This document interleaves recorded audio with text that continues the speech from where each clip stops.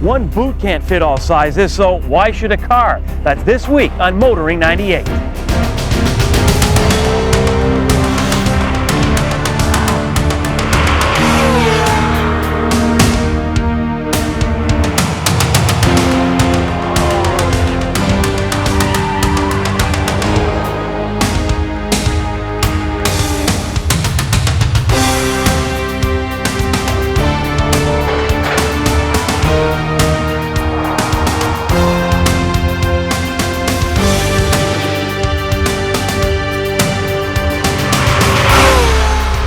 TSN's Motoring 98 is brought to you by Quaker State.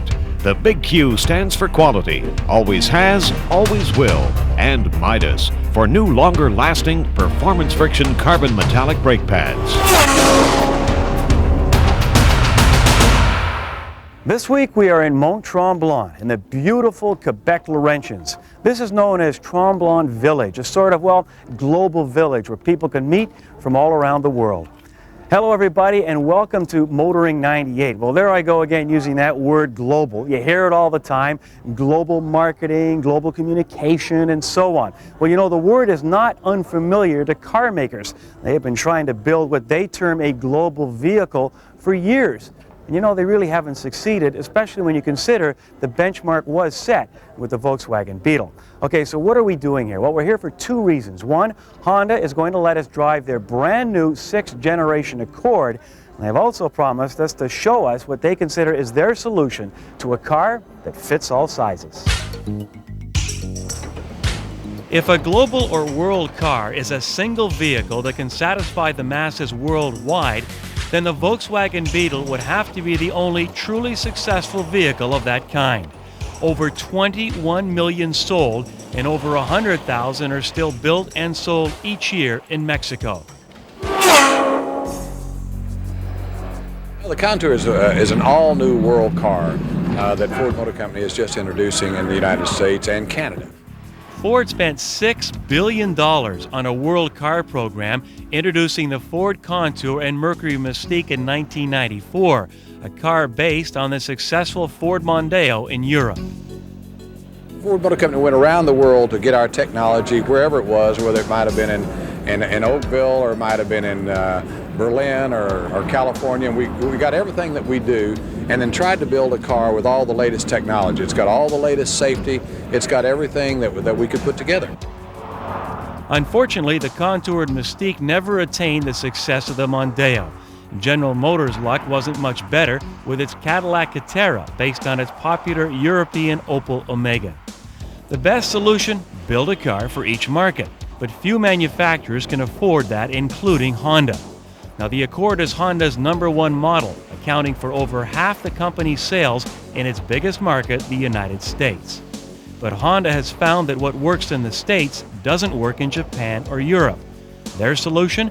The completely new 1998 Accord will be unique to individual markets thanks to a common but flexible platform.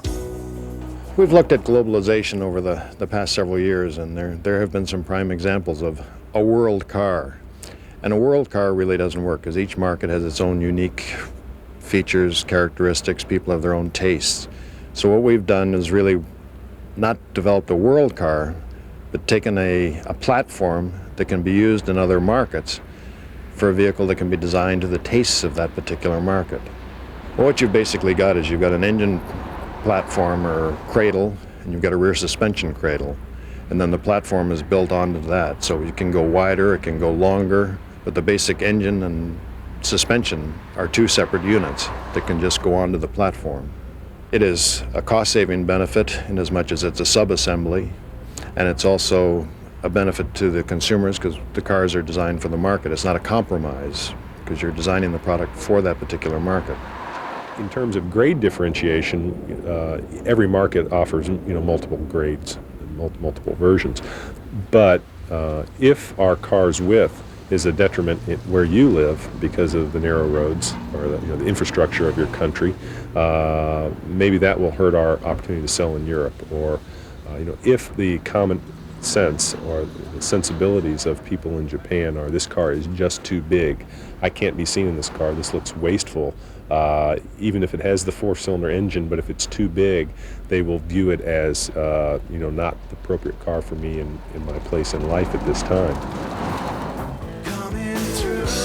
They say that power is an aphrodisiac. This fall, you'll find out it's true. Nobody has ever criticized Honda for the quality of its vehicles, but styling has been anything but exciting. Honda's new TV commercial and its new coupe seem to be trying to alter that view.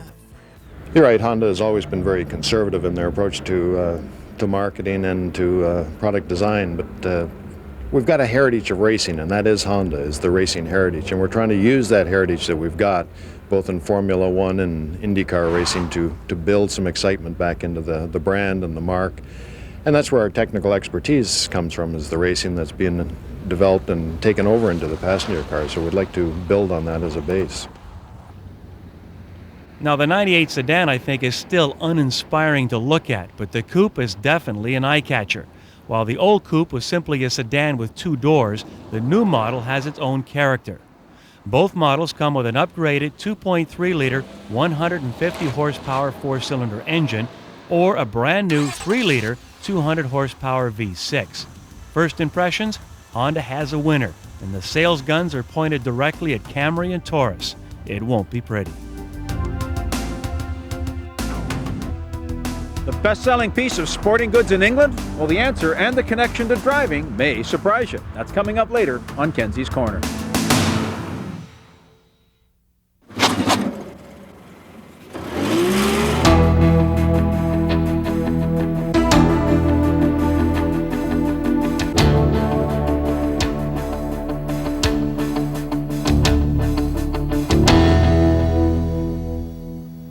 A new badge for an all-new car. This is the 1998 Mazda 626. Now, way back in 1979, they brought the first 626 over as a rear-wheel drive vehicle. In 1983, they transferred the drive wheels up to the front where they are today. The question is, does this new model deserve to be on your shopping list? We intend to find out. The 626 comes suspended by McPherson struts up front and a multi-link design in back. The latter being something Mazda called TTL, or twin trapezoidal links. In a nutshell, it allows some passive rear-wheel steering, towing the rear wheels in through corners. This induces a little understeer, which in turn gives the car a more predictable feel as you near the limit. On the skid pad, the system put on a fine showing, displaying better than average transitions, minimal body roll thanks to roll bars both back and front, and little in the way of naughty devices. On road, the ride is both compliant and comfortable, swallowing large and small bumps in stride. There are 2 engine choices, a mediocre 4 and a very nice V6. The 6 displaces 2.5 litres, has 4 cams, 24 valves, and produces 164 horsepower and 163 pounds-feet of torque. It is quiet, smooth, flexible, free revving, and delivers the goods throughout the rev range. In other words, there's little to dislike.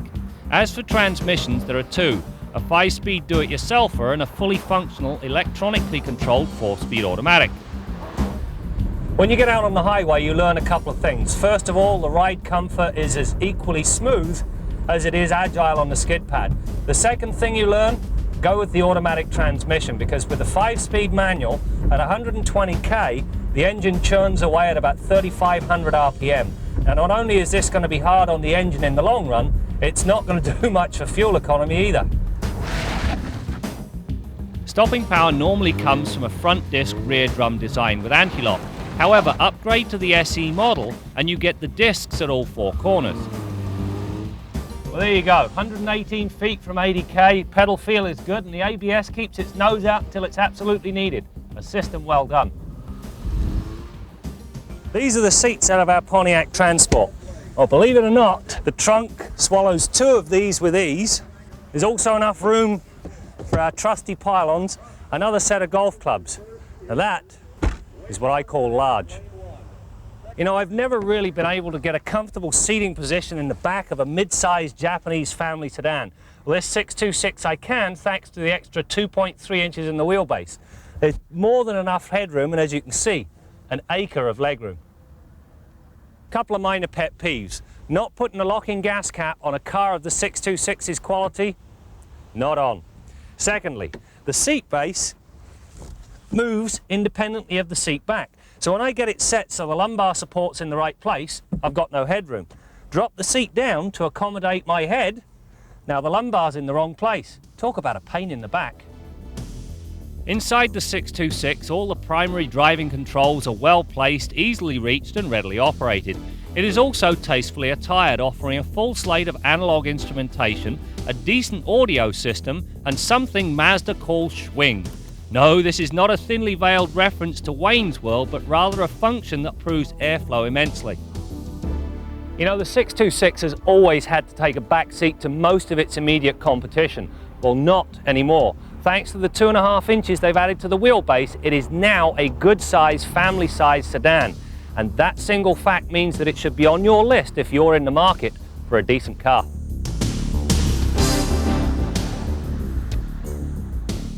It's time to update our long-term Elantra. Now, if you look at the spec sheet, it says small car. However, with the seat set for me, there's an abundance of legroom, plenty of headroom, and it will accommodate 2 abreast in very good comfort. I wouldn't want to try 3 in here, mind you. Now, the neat part in all of this, they've managed to accomplish all of this room without sacrificing the comfort for the front seat passengers or diminishing the usable size of the trunk. It's been very well thought through. On our next update, we'll take a look at the Elantra's forte, and that simply is economy. Back in 1993, Chrysler introduced the LH model lineup.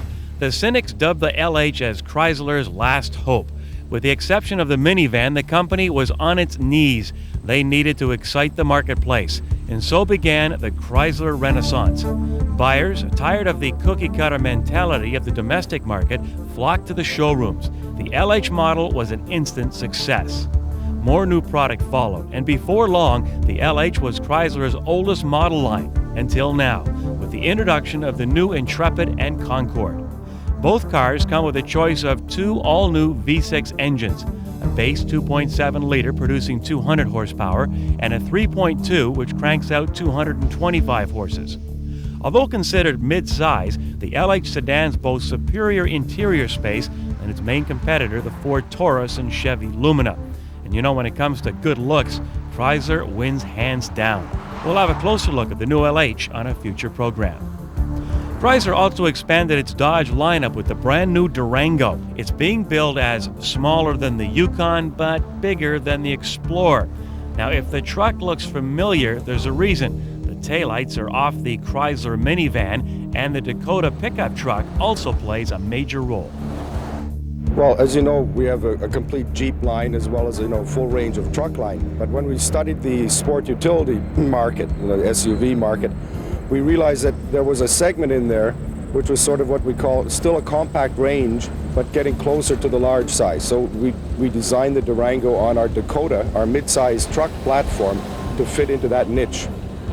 Do you see any signs of this market becoming oversaturated? Right now, nobody can. Again, we can't, nobody can tell what's going to happen in, 3-4 years down the road. But the fact is right now, no, it's a very, very hot segment. And that's why we were very fortunate to get the Durango to market within 23 months from the initial thinking about it, design, to you driving it today. Our Midas tip of the week concerns disconnecting batteries. During the course of servicing a vehicle, it's quite often necessary to disconnect or in some cases completely remove the battery. When you do so, as soon as you take that battery cable off, you lose the memory to a lot of items, one of which is the computer that runs the engine, runs the fuel injection and spark control system on your engine. When you reconnect the battery, it takes 5 or 10 minutes of driving in some cases for the computer to rebuild its memory such that it'll idle smoothly and reliably. During that 5 or 10 minutes, stalling could result, or an extremely high idle speed in some cars could result. It's fairly common, it's unavoidable, but you need to be wary of it and drive the vehicle under circumstances where these situations won't cause the problem. Don't start changing a lot of parts trying to remedy that situation. In many cars, it's a normal situation. Be aware of it and deal with it accordingly. That's your Midas tip of the week. A portion of Motoring 98 is brought to you by the Solder Seal Gunk family of automotive products, makers of Puncture Seal Gold and Liquid Wrench.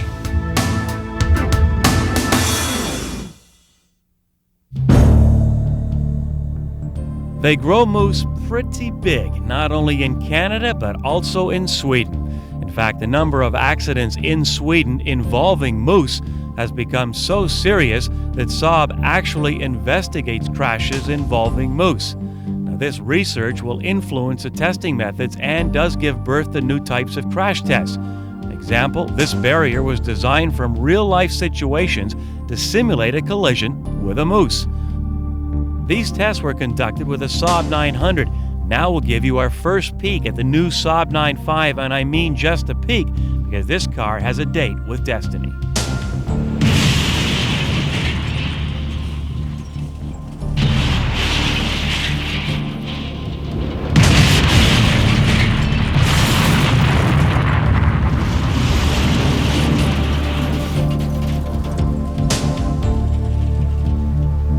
There are only two things missing from that mountain: snow and our own Bill Gardner soaring down the slope on his snowboard. And you know, speaking of Bill, let's head to the garage and see if our man is waxing his boards for a little weekend skiing. Bill? Brad, don't hold your breath waiting to see me on a snowboard, but I'll tell you, downhill skiing is definitely one of my favorites. And Tremblant was one of my favorite spots. Used to go there on a pretty regular basis. And Grey Rock's up the street. I really like that whole area. In any case, when you're thinking in terms of winter activities like skiing and snowboarding, you want to make sure that A, you can get to the hill, and B, you can get back in some pretty inclement weather sometimes. So tuning up your car is one of the things that comes to mind. And over the years, the traditional tune-up has changed quite a bit. Probably in the past 15 model years of cars, a whole lot of things have either disappeared or changed. No more points and condenser. In many cars, no more distributor. So no distributor cap and rotor. Some cars don't even have spark plug wires anymore. They have direct ignition systems where the ignition coil is mounted right over the spark plug. And speaking of the spark plug, that's what we're looking at this week. Now, any engine that burns gasoline still has spark plugs, and they do need to be replaced at periodic intervals. Now, those intervals have also changed radically over the years. Used to be that you were changing spark plugs every 40 to 50,000 kilometers. Many of today's cars don't require even their first tune-up or spark plug replacement till 160,000 kilometers. You might not even own the car when it's due for its first tune-up. However, there's still a lot of cars that have conventional type spark plugs that are going to require replacement in the 50 to 70,000 kilometer range. Now, while most new spark plugs come pre-gapped, you want to make sure that the gap that they came with agrees with the engine tune-up decal on your car, and it may or may not, so you may have to re-gap those new spark plugs before you put them in. You should at very least check it. Now, you also want to check the gap on the used set of spark plugs if you're pulling them out for inspection, and the gapping tool is going to tell you how far they're worn, because as they wear, of course, the gap erodes a little bit wider. If you find it more than about 30% above spec, you want to think about either re-gapping it or replacing the spark plugs. And an interesting thing that we found out from doing winter service calls on no-start cars, most of these cars, the reason that they fail to start, in many cases, it's because of a set of worn spark plugs as opposed to other items like a bad battery. And the spark plug companies will tell you that in the wintertime, the majority of cars that fail to start, there's the reason why. Now, by the time we get there, of course, the battery's dead because they've made repeated attempts to crank that thing over in sub-zero temperatures. Another interesting fact, many of today's cars with electronic engine controls and fuel injection, they can run almost perfectly with a very worn set of spark plugs, and they'll start and perform absolutely normal with that worn set of spark plugs. But when you get that minus 15 or minus 20 day and some blowing snow, maybe high humidity, that's just enough to tip the scales the other way, and all of a sudden that car that was running great won't fire up on that first start of the day. So if you're going into the winter with a worn set of spark plugs, think about replacing them, and it might be the difference between getting going and not getting going on one of those cold mornings. Till next week, I'm Bill Gardner for Motoring 98.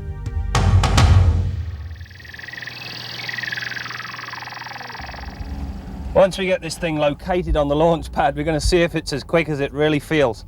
Boy, I'll tell you, the legacy that Chapman left is just unreal, and Lotus has got everything going for it right now.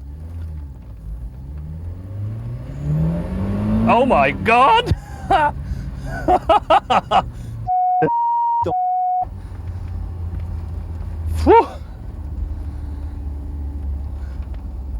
I can't use that. Holy smokes! Somebody just kicked my ass in rapid fashion. Hi, I'm Stephanie Page, Penthouse Pet for Running for and US Motoring. Will be right back. Penthouse Pet for 1990 and Motoring. Hi, I'm Stephanie Page, and Motoring will be right back.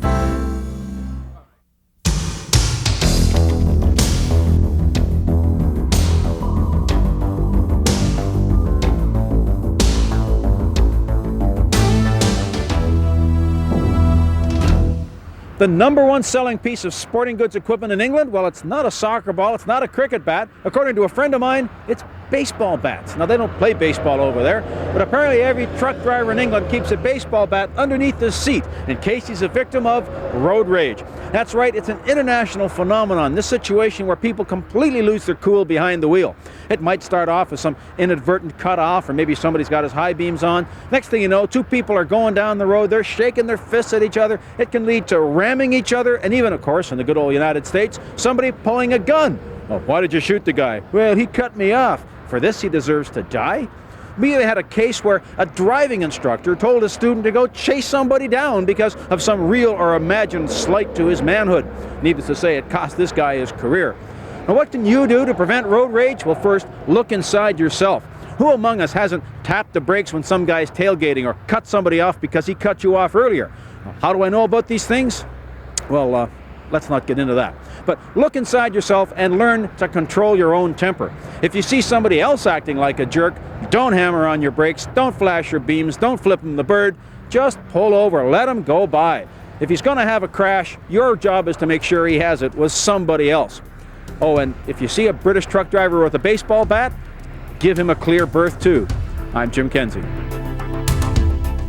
Well, the leaves are about to fall here in Mont Tremblant, Quebec, and everybody is hoping the snow is not far behind in hopes of attracting thousands of new tourists here to this ever-expanding resort. And you know, you can also bet that Honda is hoping their Accord will attract some new faces to the showroom. Time will tell. Incidentally, on a future program, Graham will offer his 2 cents on the new Honda. That's it for now. We'll see you next week for more stories about cars and the people who drive them.